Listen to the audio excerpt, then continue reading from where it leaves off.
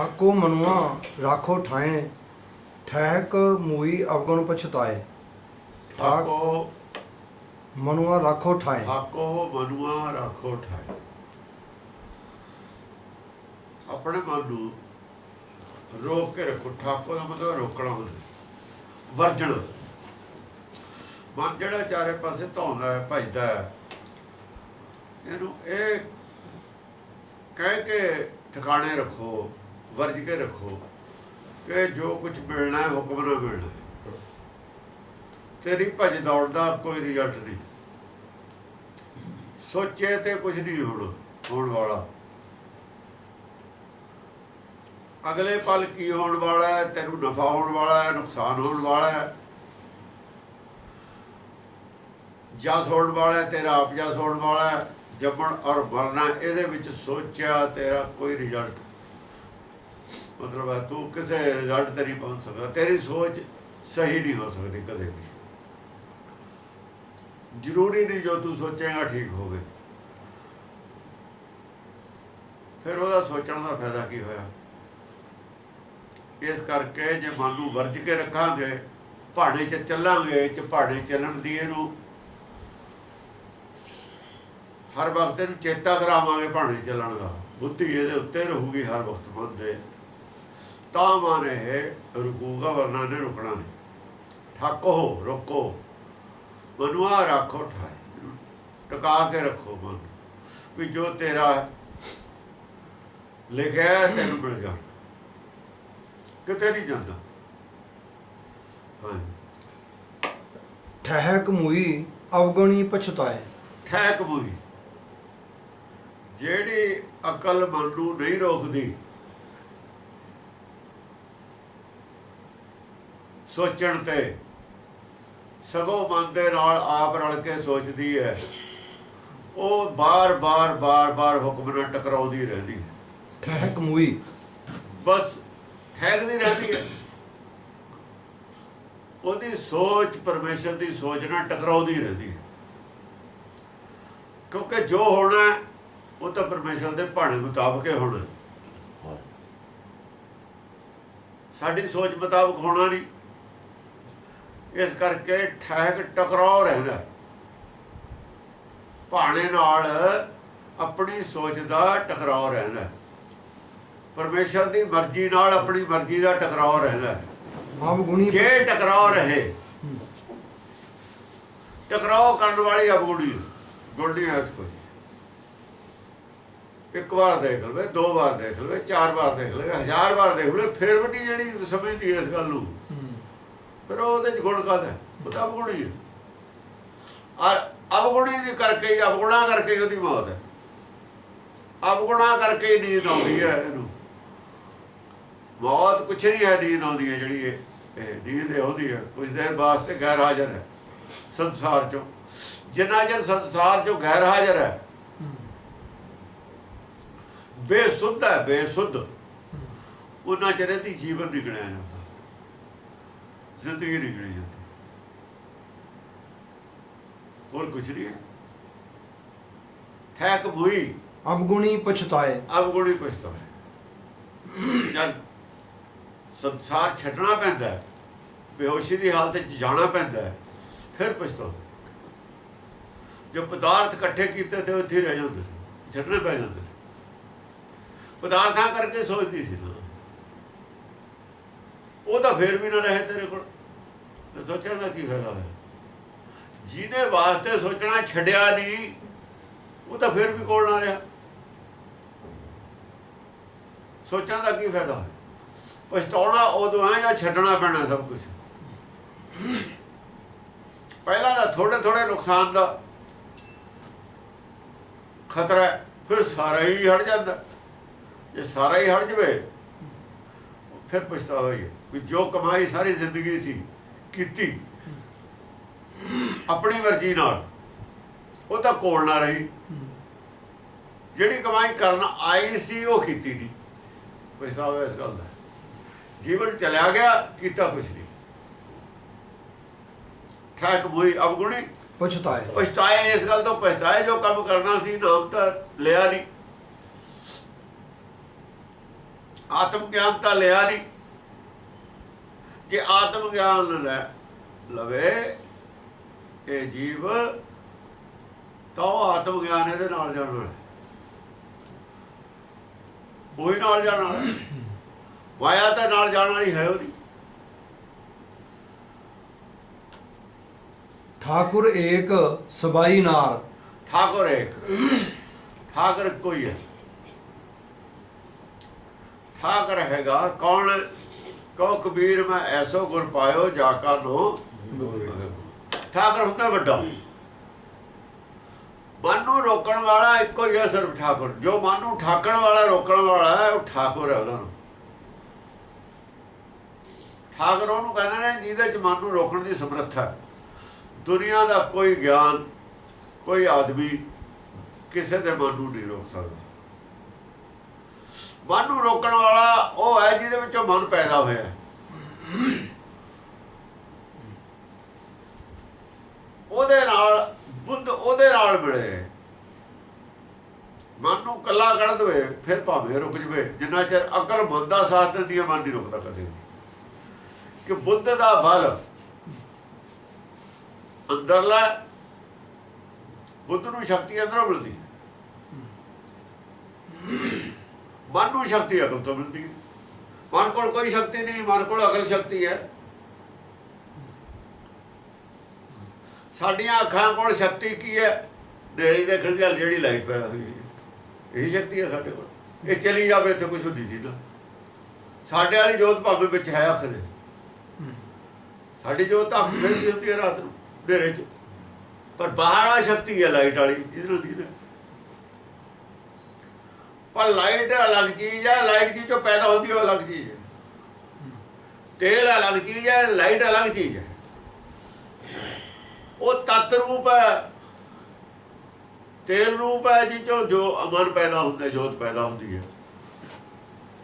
ਬੁੱਧ ਬਲ, ਬੁੱਧ ਬਲ ਉਹ ਹੈ। ਬੁੱਧ ਦਾ ਬਲ ठाकुर एक सबाई नारी।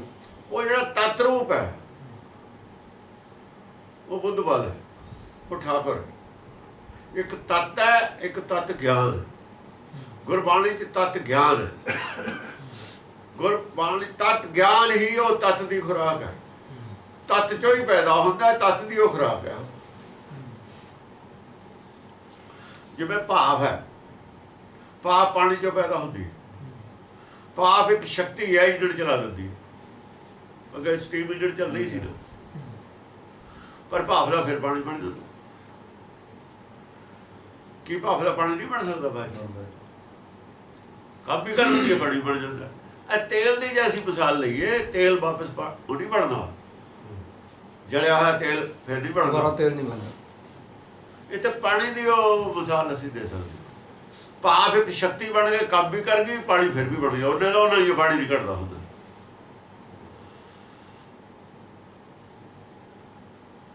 ਇਸ ਤਰੀਕੇ ਨਾਲ ਜੋ ਜਲ ਮੈਂ ਜਲ ਆਏ ਖਟਾਨਾ ਤੇ ਜੋਤੀ ਸੁਖ ਜੋਤ ਸਮਾਨ ਹੈ। ਜਿਹੜੀ ਗੱਲ ਪਾਣੀ ਦੀ ਉੱਥੇ ਲਾਈ ਹੈ ਉਹ ਇਸ ਕਰਕੇ ਲਾਈ ਹੈ, ਪਾਣੀ ਸ਼ਕਤੀ ਵੀ ਹੈ, ਪਾਣੀ ਬਰਫ਼ ਵੀ ਹੈ। ਪਾਣੀ ਦੇ ਤਿੰਨ ਰੂਪ ਨੇ। ਗੁਰ ਹਵਾ ਘਰ ਵੀ ਹੈ। ਪਹਿਲਾ ਰੂਪ ਪਾਣੀ ਦਾ ਅਸਲ ਜਿਹੜਾ ਤਤ ਰੂਪ ਹੈ ਉਹ ਬਰਫ਼ ਹੈ। ਮਨ ਪਾਣੀ ਵਰਗਾ, ਜੇ ਢਲ ਗਈ ਬਰਫ਼ ਪਾਣੀ ਹੋ ਗਿਆ। ਕਈ ਵਾਰ ਬਰਫ਼ ਨੂੰ ਔਗਣ ਮੰਨਿਆ, ਕਈ ਵਾਰ ਬਰਫ਼ ਗੁਣ ਵੀ ਮੰਨਿਆ। ਜੇ ਮਨ ਔਲਾ ਹੋਇਆ ਪਿਆ, ਪੱਥਰ ਹੋਇਆ ਪਿਆ, ਕੂਲ ਨਾਲ ਦੀ ਚੱਲਦੀ ਹੈ ਦਰਿਆ 'ਚ ਜਾਣ ਨੂੰ। ਗੁਰਮਤਿ ਦੀ ਵਿਚਾਰਧਾਰਾ ਚੱਲਦੀ ਹੈ, ਸੰਗਤ ਚੱਲਦੀ ਹੈ ਕਿਤੇ ਨੇੜੇ, ਪਰ ਮਨ ਉਹਦੇ ਵਿੱਚ ਜਾ ਕੇ ਰਲਦਾ ਨਹੀਂ।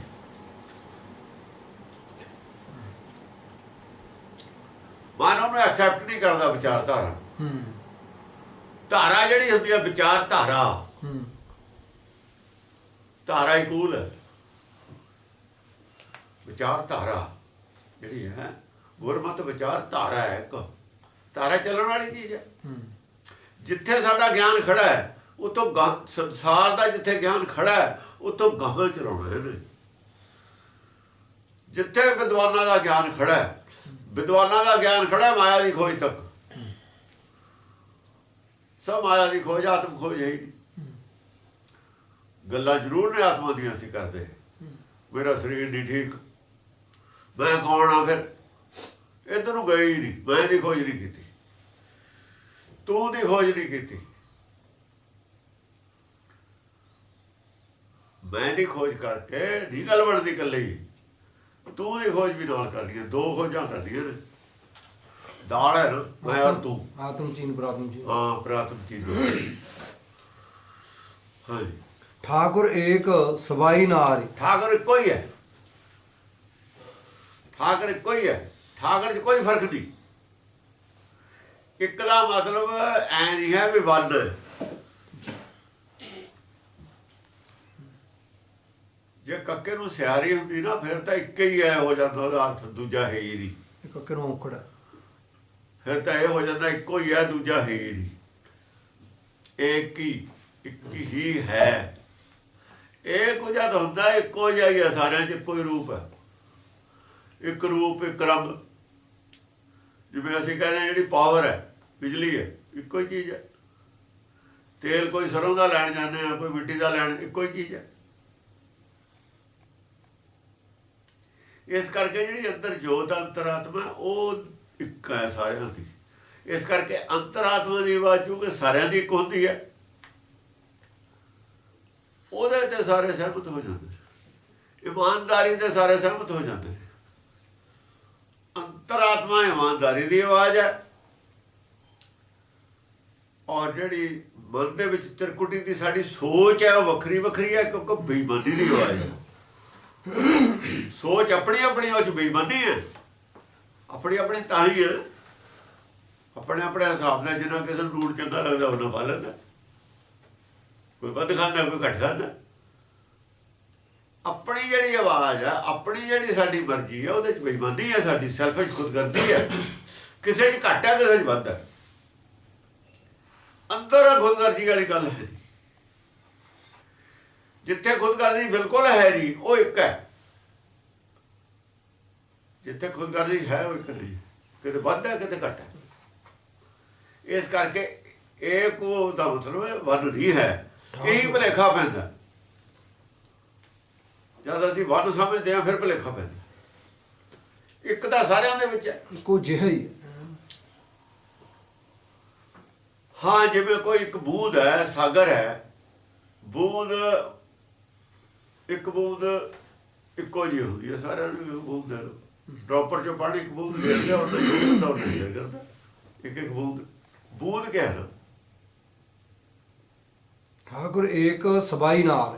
ਸਬਾਈ ਨਾਰ, ਬਾਕੀ ਜਿੰਨੀ ਠਾਕੁਰ ਤੋਂ ਪੈਦਾ ਹੋਣ ਵਾਲੀ ਹੈ। ਨਾਰ ਕੀ ਹੁੰਦੀ ਹੈ ਅਸਲ 'ਚ? ਨਾਰੀ ਦਾ ਲਫ਼ਜ਼ ਨਾੜੀ ਬਣਾਤਾ ਇਹਨਾਂ ਨੇ। ਜਦੋਂ ਸੁਖਮਣਾ ਨਾਰੀ ਆਈ ਹੈ ਲਫ਼ਜ਼, ਉਦੋਂ ਨਾੜੀ ਬਣਾਤਾ ਉਹਨਾਂ ਨੇ। ਇਹ ਨਾਰ ਤਾਂ ਚੇਤਨ ਹੈ, ਉਹਨਾਂ ਨੇ ਨਾੜੀ ਬਣਾਤਾ ਸਰੀਰ ਦੀ ਨਾੜ ਕੋਈ ਜੜ। ਇਹ ਗਲਤੀ ਵੀ ਕੀਤੀ ਹੋਈ ਹੈ ਇਹਨਾਂ ਦੀ, ਸਮਾਧੀ ਵਾਲਿਆਂ ਦੀ। ਨਾਰੀ ਦਾ ਅਰਥ ਨਾੜੀ ਬਣਾਤਾ, ਰਾੜੇ ਨਾਲ। ਇੱਥੇ ਤਾਂ ਰਾਰ ਹੈ,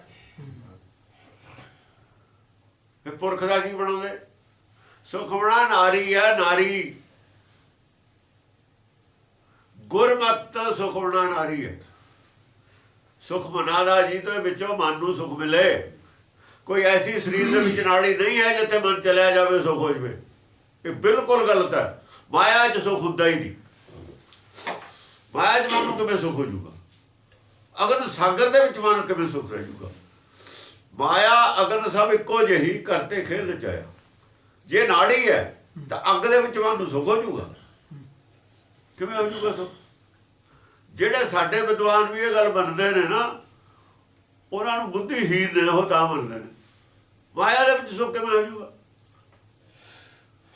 ਉਹਨਾਂ ਨੂੰ ਨਹੀਂ ਪਤਾ ਵੀ ਨਾੜੀ ਆ ਨਾਰੀ 'ਚ ਕੀ ਫਰਕ ਹੈ। ਇਹ ਕਾਸ਼ੀ ਦੇ ਵਿਦਵਾਨਾਂ ਨੇ, ਪੰਡਤ ਨੇ ਜਾਂ ਬਾਟ ਪਾੜੀ ਹੈ ਨਾ, ਰਸਤਾ ਪਾੜਿਆ, ਉਦੋਂ ਨਾੜੀ ਕਰ ਲਿਆ ਜੋਗੀਆਂ ਨੇ। ਇਹ ਨਾ ਨਾੜੀ ਲਫ਼ਜ਼ ਕਰ ਲਿਆ। ਹਰ ਕੇ ਸੰਤ ਨਾ ਆਖੀਏ ਬਨਾਰਸ ਕੇ ਠੱਗ। ਅਸਲ 'ਚ ਬਨਾਰਸ ਜਿਹੜਾ ਹੈਗਾ, ਇਹ ਸ਼ਿਵ ਜੀ ਦਾ ਉਹ ਹੈ, ਸਮਾਧੀ ਵਾਲਿਆਂ ਦਾ ਹੈਡਕੁਆਟਰ ਹੈ। ਰਾਮਚੰਦਰ ਦਾ ਨਹੀਂ ਹੈ। ਪੰਡਤ ਤਾਂ ਹੁਣ ਪੁਜਾਰੀ ਨੇ ਉੱਥੇ, ਪੰਡਤਾਂ ਦਾ ਨਹੀਂ ਉੱਥੇ ਕੋਈ ਮਤਲਬ। ਰਾਮਚੰਦਰ ਨੂੰ ਤਾਂ ਉੱਥੇ ਵੜਨ ਨਹੀਂ ਦਿੰਦੇ। ਜਦੋਂ ਰਮਾਇਣ ਲੈ ਕੇ ਗਿਆ ਪੜ੍ਹ ਕੇ ਤੁਲਸੀਦਾਸ, ਕਹਿੰਦੇ ਨੇ ਉਹਨਾਂ ਨੇ ਕਿਹਾ ਵੀ ਇਹਨੂੰ ਭਜਾਓ ਇੱਥੋਂ। ਤੂੰ ਰਾਮਚੰਦਰ ਦੀ ਇੱਥੇ ਵਡਿਆਈ ਕਿਵੇਂ ਕਰਦਾ? ਸ਼ਿਵ ਜੀ ਦੀ ਵਡਿਆਈ ਹੋ ਸਕਦੀ ਹੈ ਇੱਥੇ, ਰਾਮਚੰਦਰ ਦੀ ਅਸੀਂ ਨਹੀਂ ਹੋਣ ਦਿੰਦੇ। ਇਹਨਾਂ ਦਾ ਤਾਂ ਬਹੁਤ ਆਪਸ ਵਿੱਚ ਹੀ, ਰਾਜੇ ਨੂੰ ਸ਼ਿਵ ਜੀ ਬੜਾ ਕਿਵੇਂ ਸਮਝ ਲੂਗਾ? ਉਹ ਆਪ ਬੜਾ ਬਣਦਾ, ਜਿਹੜਾ ਆਪ ਬੜਾ, ਦੋਹਾਂ ਦਾ ਹੰਕਾਰ ਟਕਰਾਉਂਦਾ। ਸ਼ਿਵ ਕਹਿੰਦਾ ਮੈਂ ਬੜਾ, ਰਾਜਾ ਕਹਿੰਦਾ ਮੈਂ ਬੜਾ। ਪ੍ਰੈਕਟੀਕਲੀ ਲੋਕ ਸਾਧ ਨੂੰ ਬੜਾ ਮੰਨਦੇ ਨੇ। ਦੋ ਕਿਸਮ ਦੇ ਲੋਕ ਨੇ, ਜਿਹੜੇ ਅੰਤਰਾਤਮਾ ਨਾਲ ਜੁੜੇ ਹੋਏ ਨੇ ਉਹ ਸਾਧ ਸੰਤ ਨੂੰ ਬੜਾ ਮੰਨਦੇ ਨੇ, ਚਾਹੇ ਸਾਧ ਸੰਤ ਠੱਗੇ ਹੋਵੇ, ਯਾਨੀ ਉਹਦੇ ਕੋਲ ਲੈਣਾ ਨਹੀਂ ਹੁੰਦਾ। ਭੁਲੇਖਾ ਲੋਕਾਂ ਨੂੰ ਸ਼ਕਤੀ, ਜੇ ਕੋਈ ਧਾਰਮਿਕ ਸ਼ਕਤੀ ਹੈ, ਸਾਧ ਸੰਤ 'ਚ ਜ਼ਿਆਦਾ ਲੱਗਦੀ ਹੈ। ਰਾਜੇ ਕੋਲ ਤਾਂ ਪੈਸਾ, ਰਾਜੇ ਕੋਲ ਦੇ ਆਲੇ ਦੁਆਲੇ ਇਕੱਠੇ ਹੁੰਦੇ ਨੇ ਚਾਪਲੂਸ, ਜਿਨ੍ਹਾਂ ਨੇ ਦੁਨਿਆਵੀ ਉਹ ਲੈਣੇ ਨੇ। ਸਾਧ ਕੋਲੋਂ ਚਾਹੇ ਦੁਨਿਆਵੀ ਵੀ ਕੁਛ ਲੈਣਾ ਹੋਵੇ, ਪਰ ਉਹ ਹੋਰ ਤਰ੍ਹਾਂ ਦੀ ਹੈ। ਉਹਨੂੰ ਕੋਲੋਂ ਦੇ ਚੜਾਵਾ ਚਾੜਦੇ ਨੇ। ਉਹ ਇਹ ਸਮਝਦੇ ਨੇ ਵੀ ਪਰਮਾਤਮਾ ਨਾਲ ਹੀ ਸਿੱਧੀ ਪਰਮੇਸ਼ਰ ਨਾਲ ਗੱਲਬਾਤ ਹੈ, ਉੱਥੋਂ ਸਾਨੂੰ ਲਿਆ ਦੂ, ਜਾਂ ਪਰਮੇਸ਼ਰ ਇਹਨੂੰ ਦਿੱਤੇ ਤੇ ਸਾਨੂੰ ਦੇ ਦੂ। ਉਹ ਤੇ ਹੋਰ ਕਿਸਮ ਦੀ ਸ਼ਰਧਾ।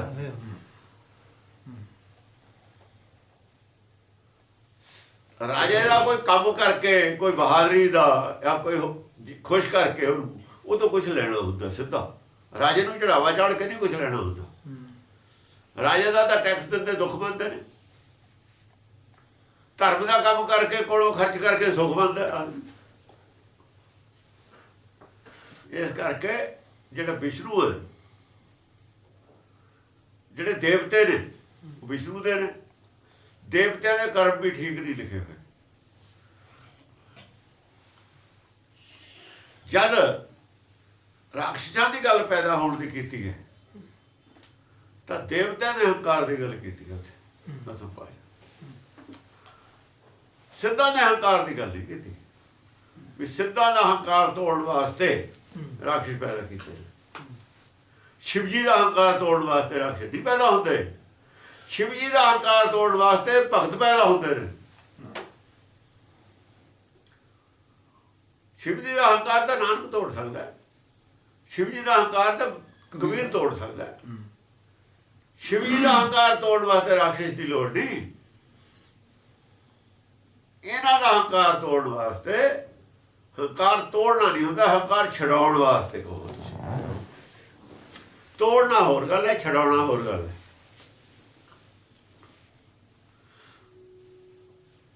ਇਹਨਾਂ ਦਾ ਹੰਕਾਰ ਛਡਾਉਣ ਵਾਸਤੇ, ਹੰਕਾਰ ਇਹ ਸਮਝਾਉਣ ਵਾਸਤੇ, ਅਗਿਆਨਤਾ ਵੀ ਤੁਹਾਨੂੰ ਹੈ, ਇੱਥੇ ਭਗਤ ਦੀ ਲੋੜ ਹੈ। ਇਸ ਕਰਕੇ ਨਾਨਕ ਨੇ ਜਾਂ ਭਗਤਾਂ ਨੇ ਜ਼ਿਆਦਾ ਗੱਲਬਾਤ ਸਿੱਧਾਂ ਨਾਲ ਕੀਤੀ ਹੈ।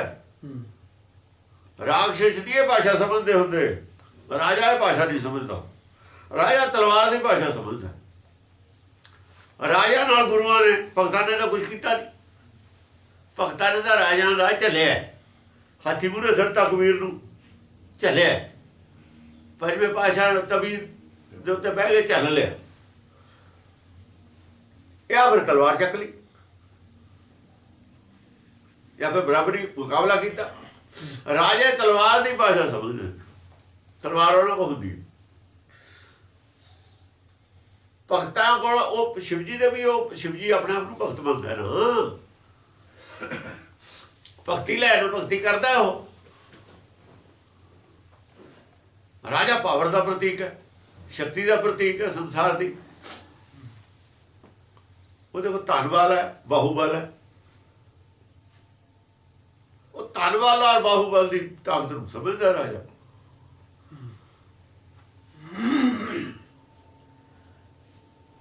ਉਹ ਇਸ ਭਾਸ਼ਾ ਨੂੰ ਸਮਝਦਾ। ਇਸ ਕਰਕੇ ਰਾਜਿਆਂ ਨਾਲ ਲੜਨ ਵਾਸਤੇ ਤਲਵਾਰ ਚੱਕਣੀ ਪਈ ਸਾਨੂੰ। ਜਾਂ ਰਾਜ ਪ੍ਰਬੰਧ ਰੋਕਦਾ ਨਾ ਧਰਮ ਨੂੰ, ਫਿਰ ਬਿਨਾਂ ਤਲਵਾਰ ਦੀ ਭਾਸ਼ਾ ਤੇ ਨਹੀਂ ਗੱਲ ਹੋ ਸਕਦੀ। ਸਾਧਾ ਨਾਲ ਨਹੀਂ ਲੋੜ ਹੈ। ਨਾਨਕ ਨੇ ਜਿਹੜਾ ਰਾਜ ਚਲਾਇਆ, ਉਹ ਰਾਜ ਧਾਰਮਿਕ ਲੋਕਾਂ ਨਾਲ ਚਰਚਾ ਹੈ। ਗਿਆਨ ਖੜਗ ਦੀ ਜਿਹੜੀ ਹੈ ਨਾ, ਗਿਆਨ ਖੜਗ, ਇਹ ਧਾਰਮਿਕ ਲੋਕਾਂ ਨਾਲ ਇਹ ਵਰਤੀ ਦੀ ਹੁੰਦੀ ਹੈ ਪੀਰੀ ਦੀ ਤਲਵਾਰ, ਪੀਰਾਂ ਨਾਲ ਵਰਤੀ ਦੀ ਹੈ। ਪੀਰਾਂ ਫਕੀਰਾਂ ਨਾਲ ਜਿਹੜੀ ਲੜਾਈ ਹੈ ਨਾ, ਚਰਚਾ ਹੈ, ਉਹ ਪੀਰੀ ਦੀ ਤਲਵਾਰ ਨਾਲ ਹੁੰਦੀ ਹੈ, ਵਿਵੇਕ ਬੁੱਧੀ ਨਾਲ ਹੁੰਦੀ ਹੈ। ਉੱਥੇ ਗਿਆਨ ਚਰਚਾ ਹੁੰਦੀ ਹੈ, ਉੱਥੇ ਤਾਂ ਇਹੀ ਲੜਾਈ ਹੈ, ਉੱਥੇ ਦੂਈ ਲੜਾਈ ਤਾਂ ਹੁੰਦੀ ਨਹੀਂ। ਰਾਜਾ ਨਾਲ ਜਿਹੜੀ ਲੜਾਈ ਹੁੰਦੀ ਹੈ ਉਹ ਗਿਆਨ ਦੀ ਭਾਸ਼ਾ ਨੂੰ ਨਹੀਂ ਸਮਝਦੇ, ਉਹ ਇਸੇ ਭਾਸ਼ਾ ਜਿਹੜੀ ਉਹਨਾਂ ਕੋਲ ਤਲਵਾਰ ਹੈ ਉਹ ਉਸੇ ਤਲਵਾਰ ਦੀ ਭਾਸ਼ਾ ਸਮਝਦੇ ਨੇ। ਚਮਕੌਰ ਸਾਹਿਬ ਉਹਨਾਂ ਨੂੰ ਕੀ ਕਰਦੇ, ਅਨੰਦਪੁਰ ਸਾਹਿਬ ਕੀ ਕਰਦੇ,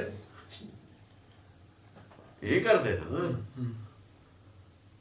ਉਹੀ ਭਾਸ਼ਾ ਨਾਲ ਫਿਰ ਉਹੀ ਤਲਵਾਰ ਲੈ ਕੇ ਭਿੜ ਗਏ ਉਹਨਾਂ ਨੇ। ਸਿਰਫ ਇਹ ਦਿਖਾਉਣ ਵਾਸਤੇ ਭਗਤਾਂ ਨੂੰ ਮੁਰਦੇ ਸਮਝਦੇ ਹੁੰਦੇ ਨੇ, ਡਰਪੋਕ ਸਮਝਦੇ ਨੇ, ਦੁਨੀਆ ਤੋਂ ਹਾਰ ਖਾ ਕੇ ਭੱਜੇ ਹੋਏ ਸਮਝਦੇ ਨੇ। ਅਸੀਂ ਹਾਰ ਖਾ ਕੇ ਭੱਜੇ ਹੋਏ ਨਹੀਂ ਹੈਗੇ। ਇਹ ਸਾਬਤ ਕਰਨ ਵਾਸਤੇ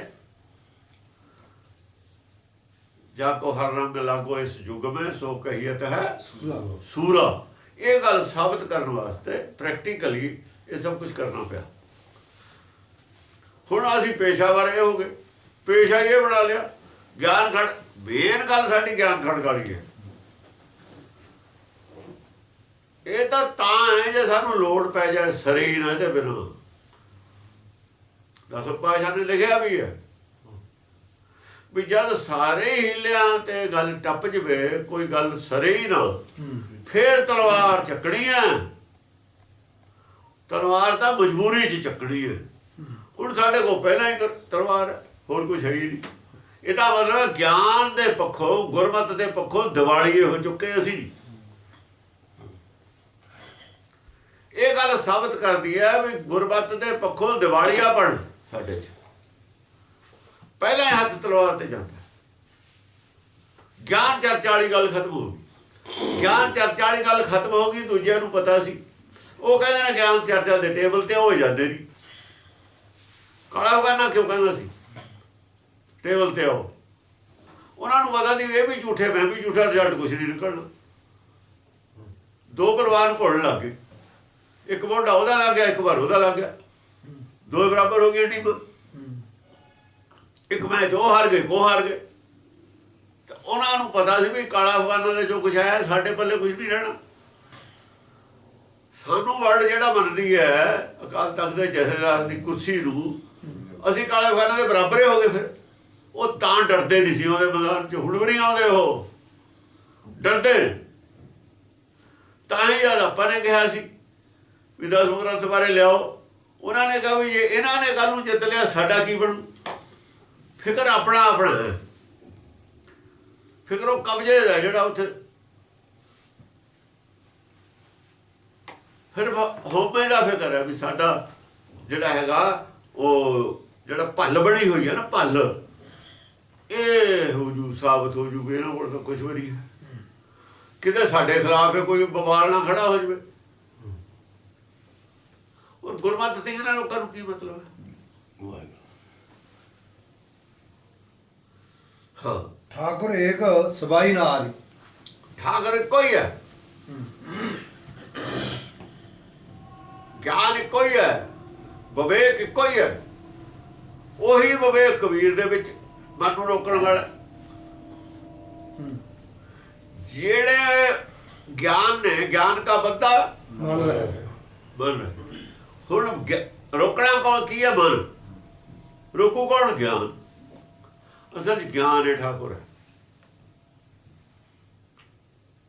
ਨਾਨਕ ਕੋਲ ਗਿਆਨ ਹੈ, ਨਾਨਕ ਚੇਤਨ ਹੈ,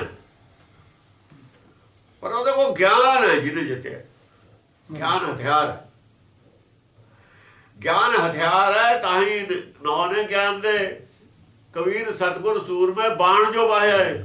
ਬਾਣ ਕਾਹਦਾ ਸੀ? ਗਿਆਨ ਦਾ। ਗਿਆਨ ਦੀ ਤੇ ਨੌ ਨੇ ਹਥਿਆਰਾਂ ਦੇ ਨਾਲ, ਗਿਆਨ ਦੇ ਨੇ ਸਾਰੇ ਹਥਿਆਰਾਂ ਦੇ ਨਾਮ ਜਿਹੜੇ ਨੇ। ਤੀਰ ਤੁਸੀਂ ਉਧਰ ਗਿਆਨ, ਇੱਧਰ ਜਿਹੜਾ ਕੁਗਿਆਨ ਹੈ, ਦੂਸਰਾ ਗਿਆਨ ਹੈ ਬੁੱਧ ਕੋਲ। ਕਬੁੱਧ ਕੋਲ ਜਿਹੜਾ ਗਿਆਨ ਹੈ ਉਹ ਕਬੁੱਧ ਦੀ ਕਮਾਨ ਹੈ। ਕਬੁੱਧ ਕਮਾਨ ਚੜਾਈ ਉਹ ਤੇ ਕੀ ਜਲ ਤ੍ਰਿਸ਼ਨਾ ਤੀਰ ਚਲਿਓ ਰਹਿਓ ਘਟ ਭੀਤਰ ਪਿਓ ਗੜ ਲਿਓ ਨਾ ਜਾਈ। ਕਬੁੱਧ ਦੇ ਲੋਕਾਂ ਦੇ ਸੰਸਾਰ ਕੋਲ ਕਬੁੱਧ ਹੈ,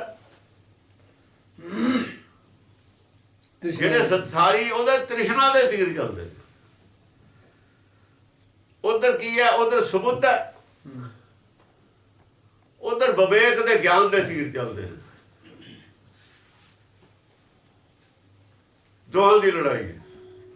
ਮਨ ਕੋਲ ਕਬੁੱਧ ਹੈ, ਤ੍ਰਿਸ਼ਨਾ ਦੇ ਤੀਰ ਚਲਾਉਂਦਾ। ਪਰਮੇਸ਼ਰ ਕੋਲ ਸੁਬੁੱਧ ਹੈ, ਉਹ ਆਪਣੇ ਹੁਕਮ ਦੇ ਤੀਰ ਚਲਾਉਂਦਾ। ਇਹ ਆਪਣੇ ਹੁਕਮ ਦੇ ਤੀਰ ਚਲਾਉਂਦਾ, ਉਹ ਆਪਣੇ ਹੁਕਮ ਦੇ ਤੀਰ ਚਲਾਉਂਦਾ। ਜਿਹਦਾ ਤੀਰ ਸ਼ਕਤੀਸ਼ਾਲੀ ਉਹ ਕੰਮ ਕਰ ਜਾਂਦਾ। ਸ਼ਕਤੀ ਤਾਂ ਫਿਰ ਉਹਦੇ ਕੋਲ ਹੈ, ਸਮਰੱਥ ਤਾਂ ਉਹ ਹੈ, ਤਾਂ ਸਮਰੱਥ ਹੈ ਨਹੀਂ। ਫਿਰ ਮੂਰਖ ਹੈ ਜਿਹੜਾ ਲੜਦਾ ਉਹਦੇ ਨਾਲ। ਸ਼ਕਤੀਸ਼ਾਲੀ ਨਾਲੇ ਮੰਨਦਾ ਸਰਬ ਸ਼ਕਤੀਮਾਨ ਹੈ ਉਹਨੂੰ। ਫਿਰ ਸਰਬ ਸ਼ਕਤੀਮਾਨ ਨਾਲ ਤੂੰ ਕਿਉਂ ਲੜਦਾ ਹੈ? ਸਾਡੀ ਲੜਾਈ ਸਰਬ ਸ਼ਕਤੀਮਾਨ ਨਾਲ ਹੈ। ਉਹ ਲੜਾਈ ਕੀ ਹੈ? ਜਿਹੜੀ ਅਸੀਂ ਕਹਿੰਦੇ ਆ ਕਰਕੇ ਹੀ ਛੱਡੂਗਾ, ਆ ਹੋਣਾ ਹੀ ਚਾਹੀਦਾ, ਕਿਉਂ ਨਹੀਂ ਹੋਇਆ, ਇਹ ਲੜਾਈ ਹੈ। ਇਹਨੂੰ ਕਹਿੰਦੇ ਠਹਿਕ ਬੂਈ। ਅਵਗਣੀ ਪਛਤਾਇਆ। ਹਾਂ, ਅਵਗੁਣੀ ਕਰਕੇ ਠਹਿਕਦੀ ਹੈ, ਫਿਰ ਪਛਤਾਉਂਦੀ ਹੈ ਬਾਅਦ ਚ ਵੀ ਮੈਨੂੰ ਇਹ ਜੋ ਮਿਲਿਆ ਕੀ ਠਹਿਕ ਕੇ। ਇਹਦਾ ਤੀਰ ਇਹਦੇ ਨਾਸ ਕਰਦਾ। ਆਪਣੀ ਬੁੱਧ ਜਿਹੜੀ ਹੈਗੀ ਇਹ ਨਾਸ ਕਰਦੀ ਹੈ। ਉਹੀ ਆ ਪੈਰ ਕੁਹਾੜਾ ਮਾਰਿਆ, ਗਾਂਗਲ ਆਪਣੇ ਹੱਥ ਉੱਥੇ ਕੁਹਾੜਾ ਕਹਿਤਾ, ਉੱਥੇ ਕੁਹਾੜਾ ਕਹਿਤਾ। ਗੱਲ ਇੱਕੋ ਹੈ, ਹਥਿਆਰੇ ਕੁਹਾੜਾ ਵੀ। ਆਹੀ ਪੈਰ ਕੁਹਾੜਾ ਮਾਰਿਆ, ਗਾਂਗਲ ਆਪਣੇ ਹੱਥ। ਆਪਣੀ ਅਕਲ ਆਪਣੇ ਨਾਸ ਦਾ ਕਾਰਨ ਬਣ ਗਈ।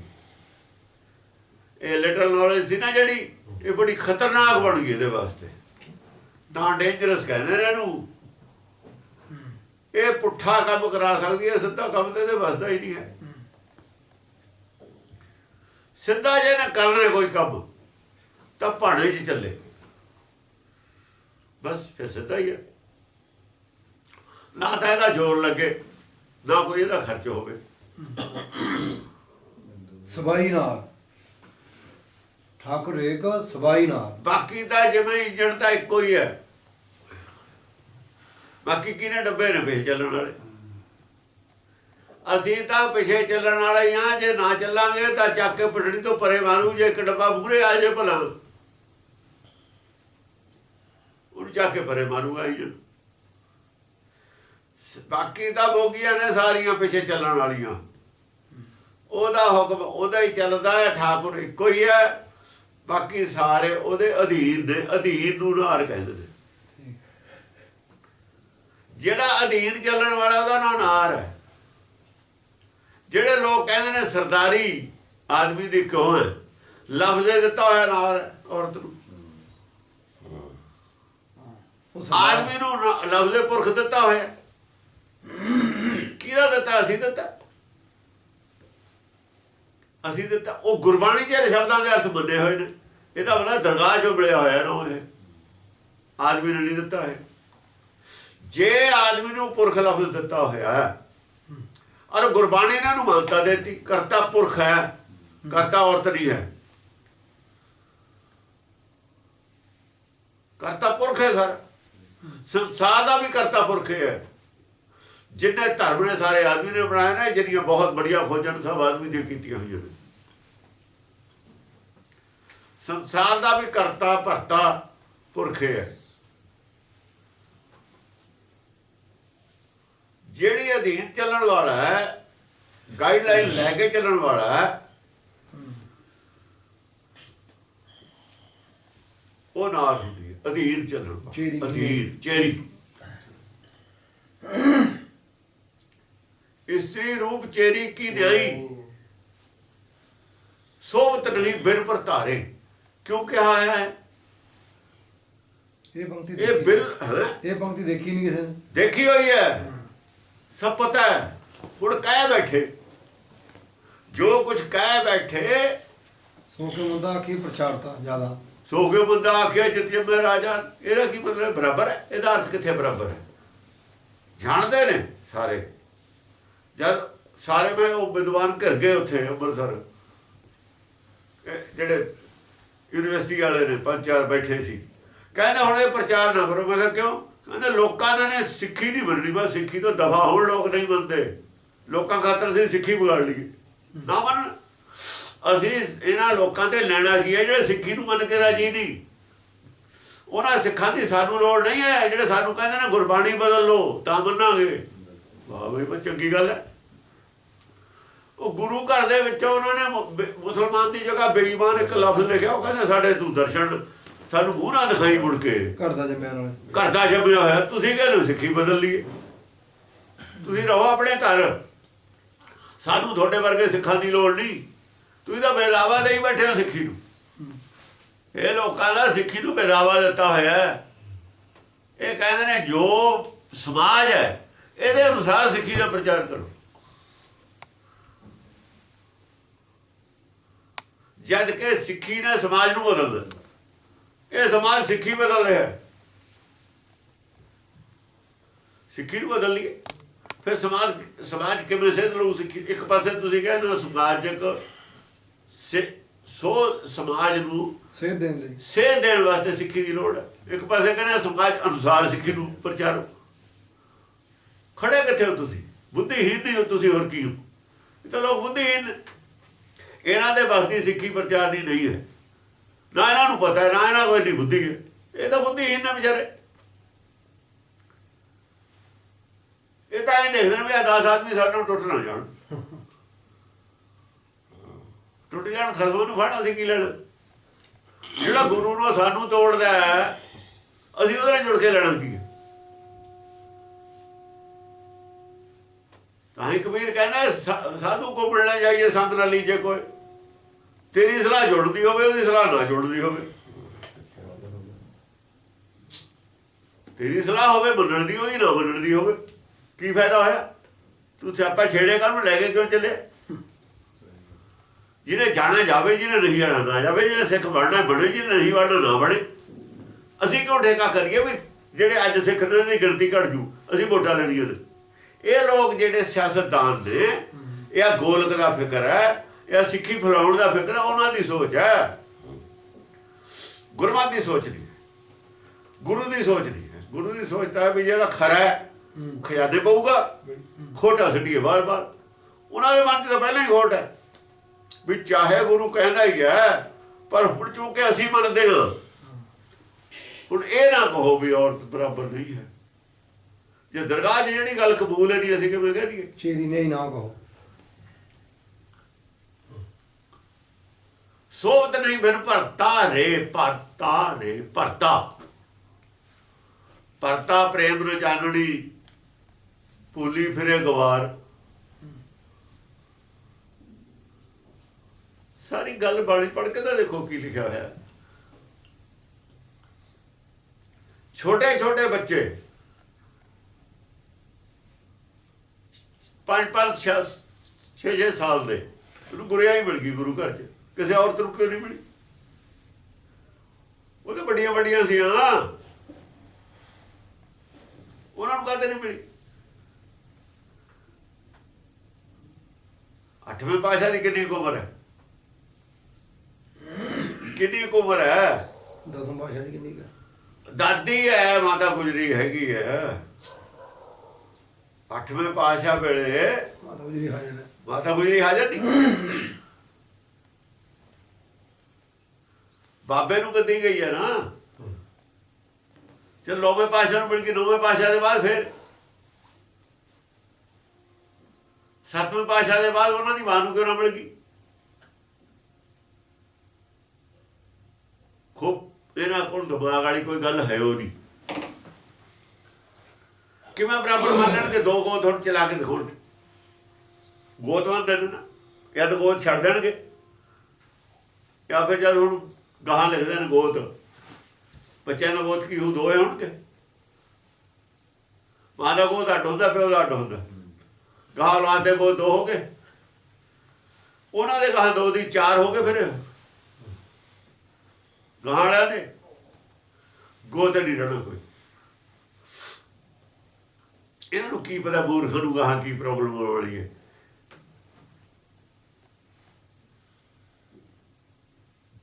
ਠਾਕੁਰ ਏਕ ਸਬਾਈ ਨਾਰੀ ਸਵਾਈ ਨਾਲ ਬਾਕੀ ਸਾਰੀਆਂ ਜਿਹੜੇ ਨੇ ਨਾ, ਜਿਵੇਂ ਆ ਜੀਵਾਤਮਾ ਹੈ, ਅਸਲ ਦੇ ਵਿੱਚ ਜਿਹੜੀ ਆਤਮਾ ਅੱਡ ਹੋਈ ਹੋਈ ਹੈ, ਵੱਖਰੀ ਹੋਈ ਹੋਈ ਹੈ, ਉਹ ਨਾਲ ਉਹਨੂੰ ਨਾਰ ਕਹਿੰਦੇ ਨੇ। ਉਹਦੇ ਅਧੀਨ ਜਿਵੇਂ ਲਾਈਟ ਹੈ, ਦੇਖੋ ਇੱਥੇ ਲਾਈਟ ਹੈ, ਬਲਬ ਜਲਦਾ ਹੈ ਜਾਂ ਟਿਊਬ ਜਲਦੀ ਹੈ।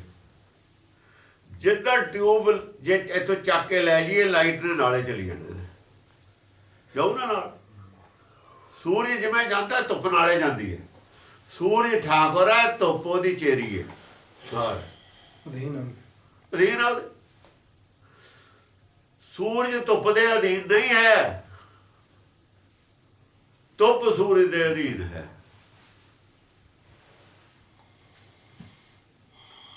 ਜਿੱਥੇ ਆਮਣਾ ਸਾਹਮਣਾ ਹੈ ਨਾ ਸੂਰਜ ਦਾ ਧੁੱਪ ਦਾ, ਉੱਥੇ ਧੁੱਪ ਜਿਉਂਦੀ ਹੈ। ਜਦ ਵਿੱਚ ਕੱਟ ਆ ਗਿਆ ਤੇ ਧੁੱਪ ਮਰ ਗਈ ਉੱਥੇ। ਜਿੱਥੇ ਵਿਚਾਲੇ ਬੱਦਲ ਆ ਗਿਆ, ਧੁੱਪ ਇੱਥੇ ਹੈ ਨਹੀਂ, ਫਿਰ ਹੈ ਨਹੀਂ ਨਾ। ਕਿਉਂ ਨਹੀਂ ਹੈ? ਵਿੱਚ ਕੁਛ ਆ ਗਿਆ। ਸਾਡੇ ਨਾਲ ਕੱਟ ਕਿਵੇਂ ਹੋ ਗਿਆ? ਹੁਣ ਆਤਮਾ ਦਾ ਕੱਟ ਕਿਵੇਂ ਹੋਇਆ ਹੈ? ਵਿਚਾਲੇ ਭਰਮ ਹੈ, ਭਰਮ ਦੇ ਬੱਦਲ ਨੇ ਵਿਚਾਲੇ। ਇਹ ਆਪਣੇ ਠਾਕਰ ਨਾਲ ਕਿਉਂ ਹੈ ਵਿਛੜੀ ਹੋਈ? ਇਹ ਜੋਤ ਕਾਹਤੇ ਵਿਛੜੀ? ਜੋਤ ਕਰਕੇ ਜੋਤ ਇਸਤਰੀ ਲਿੰਗ ਲਫ਼ਜ਼ ਹੈ ਨਾ। ਇਹ ਕਾਹਤੇ ਵਿਛੜੀ ਹੋਈ ਹੈ ਜੋਤ? ਵਿਚਾਲੇ ਭਰਮ ਦੇ ਬੱਦਲ ਨੇ। ਉਹ ਬੱਦਲ ਛੱਡ ਜਾਣਗੇ, ਫੇਰ ਮੇਲ ਹੋ ਜਾਊਗਾ, ਭਰਮ ਦਾ ਨਾਸ ਹੋ ਜਾਊਗਾ, ਫੇਰ ਆਪਣਾ ਸਪਨਾ ਹੋ ਜਾਊਗਾ। ਭਰਮ ਦੇ ਬੱਦਲ ਵਿਚਾਲੇ ਨੇ, ਉਹ ਇੱਧਰ ਵੀ ਜੋਤ ਹੈ, ਇੱਧਰ ਵੀ ਜੋਤ ਹੈ। ਸਾਡੇ ਜਿਹੜੀ ਜੋਤ ਹੈ ਪੈਦਾ ਕੀਤੀ ਹੋਈ, ਉਹ ਸਾਡੀ ਟੈਂਪਰੇਰੀ ਜੋਤ ਪੈਦਾ ਕੀਤੀ ਹੋਈ ਹੈ, ਹੋਰ ਕਿਤੇ ਦੀ। ਸਾਡੇ ਆਪਣੇ ਵਿੱਚ ਇਕੱਲੇ ਦੀ ਜੋਤ ਹੈ, ਕਹਿ ਲਓ। ਇੱਕ ਪਾਸੇ ਜ਼ਿਆਦਾ ਜੋਤ ਹੈ, ਇੱਕ ਪਾਸੇ ਇਕੱਲੇ ਦੀ ਜੋਤ ਹੈ।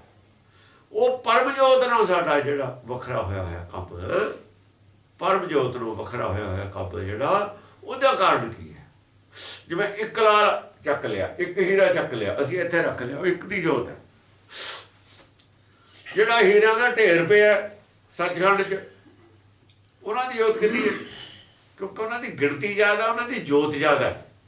ਐ ਜੋਤ ਇਹ ਇੱਕ ਪਾਸੇ ਤਾਂ ਐਡਾ ਬੜਾ ਢੇਰ ਪਿਆ, ਪਹਾੜ ਬਣੀ ਐਡੇ, ਸੰਸਾਰ ਬਣੀ ਐਡਾ, ਉਹਦੀ ਜੋਤ ਜ਼ਿਆਦਾ ਹੋਊ ਕਿ ਇੱਕ ਹੀਰੇ ਦੀ ਜੋਤ ਜ਼ਿਆਦਾ ਹੋਊ?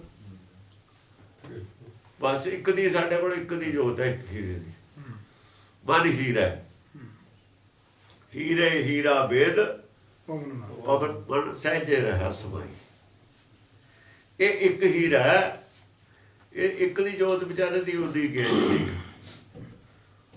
ਬਹੁਤੇ ਵੇਸ ਕਰੇ ਕੂੜਿਆਰੀ, ਬਹੁਤੇ ਵੇਸ ਕਰੇ ਕੂੜਿਆਰੀ। ਜਿੰਨਾ ਚਿਰ ਕੂੜਿਆਰੀ ਹੈ, ਮਾਇਆ ਨਾਲ ਜੁੜੀ ਹੋਈ ਹੈ, ਇਹਦੇ ਕੋਲ ਸੱਚ ਦਾ ਗਿਆਨ ਨਹੀਂ ਹੈ। ਠਾਕੁਰ ਸੱਚ ਨੂੰ ਵੀ ਕਹਿੰਦੇ ਨੇ, ਅੰਤਰਾਤਮਾ ਦੀ ਆਵਾਜ਼ ਸੱਚੀ ਆਵਾਜ਼ ਹੁੰਦੀ ਹੈ ਨਾ। ਜਿੰਨਾ ਚਿਰ ਇਹਨੂੰ ਸੱਚ ਮਿੱਠਾ ਨਹੀਂ ਲੱਗਦਾ, ਸਚਿਆਰੀ ਨਹੀਂ ਹੋ ਜਾਂਦੀ ਇਹ ਆਤਮਾ, ਉਹਨਾਂ ਚਿਰ ਬਾਰ-ਬਾਰ ਬੇਸ ਕਰਦੀ ਰਹੂ, ਧਰਮ ਆ ਸਰੀਰ ਧਾਰਨ ਕਰਦੀ ਰਹੂ, ਜਨਮ ਲੈਂਦੀ ਰਹੂ। ਬੇਸ ਦਾ ਮਤਲਬ ਜਨਮ ਲੈਣ। ਬਹੁਤੇ ਵੇਸ ਕਰੇ ਕੂੜਿਆਰੀ। ਐ ਨਹੀਂ ਹੈਗਾ ਵੀ ਕਦੇ ਸਿੱਖ ਬਣ ਗਿਆ, ਕਦੇ ਹਿੰਦੂ ਬਣ ਗਿਆ, ਉਸੇ ਜਨਮ ਜਿੱਦਾਂ ਦਾ ਕੋਈ ਕਰਦਾ ਹੀ ਨਹੀਂ। ਵੇਸ ਦਾ ਬਹੁਤੇ ਵੇਸ ਤਾਂ ਬਣਾਉਂਦੇ ਨਹੀਂ। ਧਰਮ ਦਾ ਵੇਸ ਨਹੀਂ ਲੈ ਸਕਦੇ। ਧਰਮ ਧਾਰਨ ਕਰਦਾ, ਇੱਕ ਧਰਮ ਧਾਰਨ ਕਰਦਾ, ਉਹੀ ਵੇਸ ਰੱਖਦਾ ਸਾਰੀ ਜ਼ਿੰਦਗੀ। ਦੂਆ ਦਾ ਵੇਸ ਕਰਦਾ ਨਹੀਂ, ਚਾਹੇ ਮਰ ਜਾਵੇ। ਕੀ ਕਹਿਣਾ ਕੋਈ? ਉਹ ਜਿਹੜਾ ਬਹੁਤੇ ਵੇਸ ਕਰਦਾ ਉਹ ਧਰਮ ਹੁੰਦਾ ਹੀ ਨਹੀਂ। ਜੇ ਇੱਕੋ ਧਰਮ ਦਾ ਇੱਕ ਵੇਸ ਰਹੇ, ਫਿਰ ਸਚਿਆਰ ਹੋ ਗਿਆ? ਨਹੀਂ, ਫਿਰ ਵੀ ਨਹੀਂ ਸਚਿਆਰ ਹੈ। ਬਹੁਤੇ ਵੇਸ ਕਰੇ ਕੂੜਿਆਰੀ। ਕੂੜਿਆਰੀ ਇਹ ਜਿਹੜੇ ਸਾਰੇ ਸਰੀਰ ਧਾਰਨ ਕਰਨੇ, ਜਿੰਨਾ ਚਿਰ ਉਹਨਾਂ ਚਿਰ ਛੁਟਕਾਰਾ ਨਹੀਂ ਹੈ, ਜਿੰਨਾ ਚਿਰ ਕੂੜਿਆ ਹੈ। ਮਾਇਆ ਦਾ ਮੋਹ ਇਹਦੇ ਵਿੱਚ। ਪਰ ਕਰ ਜਾਤੀ ਠਾਕ ਰਹਾਈ, ਜਿੰਨਾ ਚਿਰ ਤ੍ਰਿਸ਼ਨਾ ਦੇ ਤੀਰ ਕੁਬੁੱਧ ਦੀ ਕਮਾਨ ਚੋਂ ਚਲਾਉਂਦੀ ਹੈ, ਕੁਬੁੱਧ ਕਮਾਨ ਬਣੀ ਹੋਈ ਹੈ, ਤ੍ਰਿਸ਼ਨਾ ਦੇ ਤੀਰ ਚੱਲਦੇ ਨੇ, ਉਹਨਾਂ ਚਿਰ ਕੂੜਿਆਰੀ ਹੈ।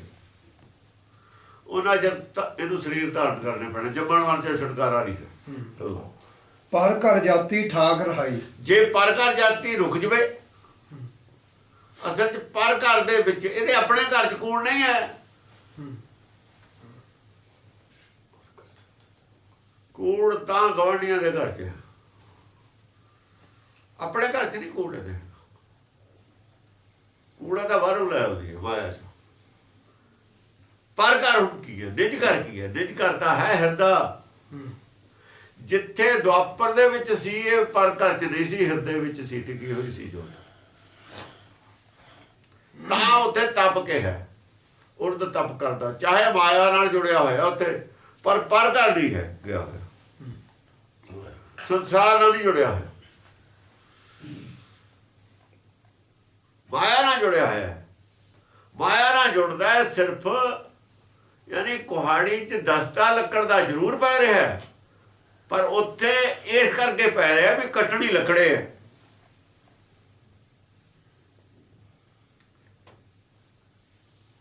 ਲੱਕੜ ਤਾਂ ਜ਼ਰੂਰ ਲੱਗ ਰਹੀ ਹੈ ਨਾਲ ਲੋਹੇ ਦੇ, ਸੰਗਤ ਤਾਂ ਲੱਕੜ ਦੀ ਕਰ ਰਿਹਾ ਹੈ ਲੋਹਾ,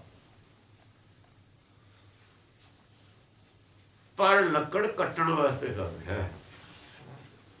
ਪਰ ਇੱਥੇ ਆ ਕੇ ਲੱਕੜ ਕੱਟਣੀ ਛੱਡਤੀ, ਇੱਥੇ ਆ ਕੇ ਦਸਤੇ ਦੀ ਪ੍ਰਧਾਨਗੀ ਹੋ ਗਈ, ਕੁਹਾੜੀ ਦੀ ਪ੍ਰਧਾਨਗੀ ਜਾਂਦੀ ਰਹੀ।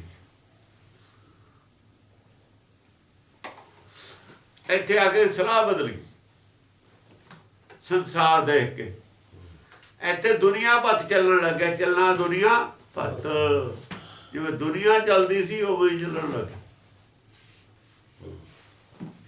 ਇਸ ਕਰਕੇ ਉੱਥੇ ਹਿਰਦੇ ਵਿੱਚ ਸੀ ਟਿਕਿਆ ਹੋਇਆ, ਸੁਰਤ ਬਾਹਰ ਸੰਸਾਰ ਦੇ ਵਿੱਚ ਨਹੀਂ ਸੀ, ਤਿਰਕੁਟੀ ਵਿੱਚ ਨਹੀਂ ਸੀ।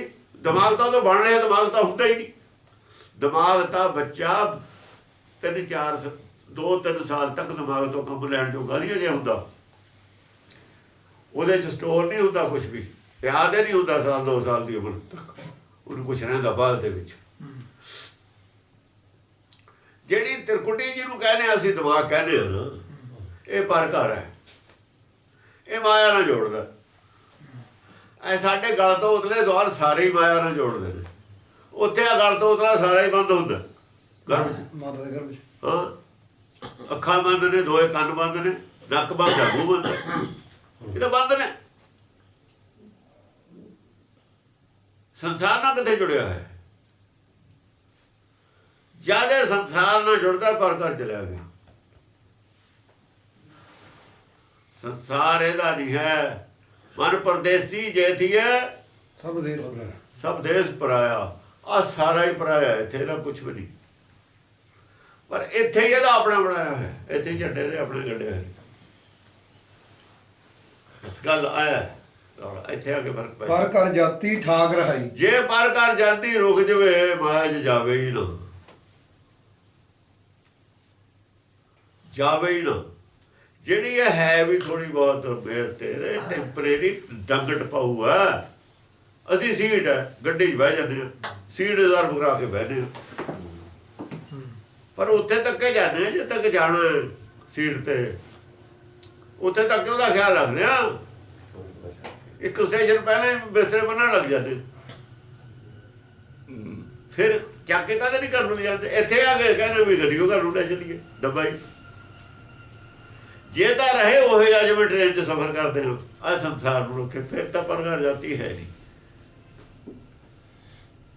ਵੀ ਸਫ਼ਰ ਕਰਨਾ ਉਹਨਾਂ ਚਿਰ ਵਾਸਤੇ ਉਹਨਾਂ ਸੰਬੰਧ ਹੈ, ਫਿਰ ਤਾਂ ਠੀਕ ਹੈ। ਲੇਕਿਨ ਇੱਥੇ ਨੇ ਪੱਕਾ ਬੰਨਿਆ ਹੋਇਆ, ਇਹ ਜੱਗ ਦਾ ਜੀਵਨ ਜਿਹੜਾ ਸਫ਼ਰ ਹੈ ਇਹਨੂੰ ਸੱਚ ਮੰਨ ਲਿਆ, ਸਫਰ ਨਹੀਂ ਮੰਨਿਆ ਇਹਨੂੰ, ਸਫ਼ਰ ਨਹੀਂ ਮੰਨਿਆ। ਜੇ ਤਾਂ ਮੰਨਦਾ ਮੁਸਾਫਰ ਸਫ਼ਰ, ਫਿਰ ਤਾਂ ਜਿਹੜਾ ਸੀਟ ਵਾਲਾ ਉਹ ਜਿਹੇ ਪ੍ਰੇਮ ਹੋਣਾ ਦਾ ਜਿਵੇਂ ਸੀਟ ਦਾ ਹੁੰਦਾ, ਆਪਣੀ ਸੀਟ ਤੇ ਹੀ ਆਉਂਦਾ ਜਾ ਕੇ, ਭੀੜ 'ਚ ਹੀ ਲੰਘ ਕੇ ਜਾਂਦਾ, ਆਪਣੀ ਸੀਟ ਤੇ ਆ ਕੇ ਫਿਰ ਬਹਿ ਜਾਂਦਾ। ਜੇ ਬਾਥਰੂਮ ਜਾਣਾ ਵੀ ਹੁੰਦਾ ਔਖਾ ਹੋ ਕੇ ਜਾ ਕੇ ਘੁੰਮ ਘੁਮਾ ਕੇ ਆ ਕੇ ਸੀਟ ਤੇ ਬਹਿ ਜਾਂਦਾ, ਫਿਰ ਤਾਂ ਠੀਕ ਹੈ। ਰੋਜ਼ ਦਾ ਬਾਹਰ ਘੁੰਮ ਘੁੰਮ ਕੇ ਆ ਕੇ ਘਰ ਆਉਣਾ ਠੀਕ ਹੈ, ਪਰ ਉਹਨਾਂ 'ਚ ਰਹਿ ਜਾਣਾ ਜੇ ਸਫ਼ਰ ਹੈ। ਸੀਟ ਨਾ ਆਪਣੀ ਹੈ, ਨਾ ਸੀਟ ਨੂੰ ਪ੍ਰੇਮ,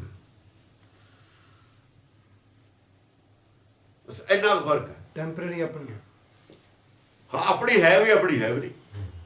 ਕਹਿੰਦਾ ਵੀ ਇਹ ਸੀਟ ਮੇਰੀ ਹੈ ਭਾਈ, ਮੇਰੀ ਸੀਟ ਤੇ ਬਹਿ ਗਿਆ, ਹੈ ਵੀ ਨਹੀਂ, ਹਜ਼ਾਰਾਂ ਹੀ ਸੀਟਾਂ ਰਿਜ਼ਰਵ ਕਰਾਉਂਦਾ। ਹੈ ਵੀ ਨਹੀਂ, ਹੈ ਵੀ ਮੁਸਾਫਰ ਬਣ ਕੇ ਮੁਸਾਫਰ ਬਣ ਕੇ ਹੈਗੀ ਹੈ, ਫਿਰ ਹੈ ਵੀ ਨਹੀਂ। ਕਈ ਉਹ ਸੀਟ ਤੇ ਆਏ, ਕਈ ਗਏ। ਮੁਸਾਫਰ ਹੀ ਸਮਝਣਾ ਚਾਹੀਦਾ ਆਪਣੇ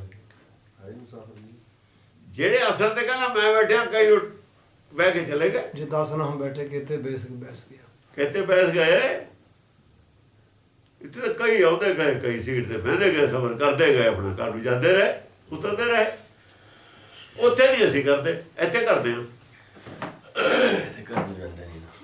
ਮੁਸਾਫਰ ਹੀ ਸਮਝਦੇ ਆਪਣੇ ਕਿਉਂਕਿ ਉਹ ਉਹਨਾਂ ਹੀ ਪੈਸੇ ਦਿੱਤੇ ਨੇ ਉਹਦੇ। ਉੱਥੇ ਵੀ ਜੇ ਟ੍ਰੇਨ ਮੁੱਲ ਲਈ ਹੋਵੇ ਕਦੇ ਨਹੀਂ ਕਰਦੇ। ਜੇ ਪੂਰੇ ਪੈਸੇ ਤਾਰੇ ਹੋਣ ਟ੍ਰੇਨ ਦੇ, ਫਿਰ ਨਹੀਂ ਛੱਡ ਕੇ ਆਉਂਦੇ। ਕਾਰ ਸਾਡੀ ਹੁੰਦੀ ਹੈ, ਮੁੱਲ ਲਈ ਹੁੰਦੀ, ਉਹਨੂੰ ਕਦੇ ਨਹੀਂ ਛੱਡ ਕੇ ਆਉਂਦੇ ਯਾਰ। ਮਹਿਲ ਬੁਲਾਈ ਠਾਕ ਨਾ ਪਾਈ। ਮਹਿਲ ਬੁਲਾਈ ਠਾਕ ਨਾ ਪਾਈ। ਜੇ ਜੋਗੀ ਨੇ ਮਹਿਲ ਬੁਲਾ ਲਈ, ਸੁਰਤ ਜੋਗੀ ਬੁਲਾਉਂਦਾ। ਹੁਣ ਜੋਗੀ ਦੀ ਗੱਲ ਚੱਲਦੀ ਹੈ। ਜੇ ਕਦੇ ਬੁਲਾਈ ਵੀ ਹਿਰਦੇ 'ਚ ਸੁਰਤ ਬੁਲਾ ਵੀ ਲਈ, ਫਿਰ ਵੀ ਰੁਕ ਨਹੀਂ ਸਕੀ ਉੱਥੇ। ਰੁਕਦੇ ਕਿਉਂ? ਕਿਉਂ ਰੁਕਦੀ? ਕਿਉਂ ਨਹੀਂ ਰੁਕਦੀ? ਉੱਥੇ ਖਾਣ ਪੀਣ ਨੂੰ ਹੈ ਨਹੀਂ ਕੁਛ, ਉੱਥੇ ਕੋਈ ਰਸ ਨਹੀਂ ਹੈ। ਇਹਨੂੰ ਬਾਹਰ ਰਸ ਨੇ, ਸਰੀਰ ਦੇ ਰਸਾਂ ਨੂੰ ਇਹਨੇ ਆਪਣੇ ਰਸ ਮੰਨਿਆ ਹੋਇਆ। ਲੋਭ ਦਾ ਰਸ ਹੈ, ਲੋਭ ਦੀ ਪੂਰਤੀ ਦਾ ਰਸ ਹੈ, ਮੋਹ ਦੀ ਪੂਰਤੀ ਦਾ ਰਸ ਹੈ। ਅੰਦਰ ਕੋਈ ਰਸ ਹੈ ਨਹੀਂ। ਅੰਦਰ ਰੁਕੂਗੀ ਜੇ ਨਾਮ ਦਾ ਰਸ ਸ਼ੁਰੂ ਹੋ ਜਾਵੇ ਉੱਥੇ। ਜੇ ਕੋਈ ਉੱਥੇ ਵੀ ਰਸ ਸ਼ੁਰੂ ਹੋ ਜਾਵੇ, ਇਹਨੂੰ ਰਸ ਮਿਲੇ ਅੰਦਰ, ਫਿਰ ਰੁਕੂਗੀ। ਗਿਆਨ ਦਾ ਬੰਦਾ ਮਨ ਰਹੇ, ਜੇ ਉੱਥੇ ਗਿਆਨ ਮਿਲਣ ਲੱਗ ਜਾ, ਰੁਕੂਗੀ। ਜਿੰਨਾ ਜੇ ਟੈਲੀਵਿਜ਼ਨ ਦੇਖਦਾ ਨਿਆਣੇ ਦੀ ਸੁਰਤ ਉੱਥੇ ਰੁਕਦੀ ਹੈ, ਜੁੜੀ ਰਹਿੰਦੀ ਹੈ, ਬਾਹਰ ਨਹੀਂ ਭੱਜਦੀ। ਜੇ ਕਿਸੇ ਕੰਮ ਨੂੰ ਵੀ ਕਹਿੰਦੇ ਤਾਂ ਵੀ ਉੱਠ ਕੇ ਨਹੀਂ ਜਾਂਦਾ। ਰੋਟੀ ਖਾਣ ਨੂੰ ਵੀ ਨਹੀਂ ਜਾਂਦਾ। ਖੇਡ ਲੱਗਿਆ ਹੈ ਵੀ ਰੋਟੀ ਖਾਣ ਨੂੰ ਨਹੀਂ ਆਉਂਦਾ।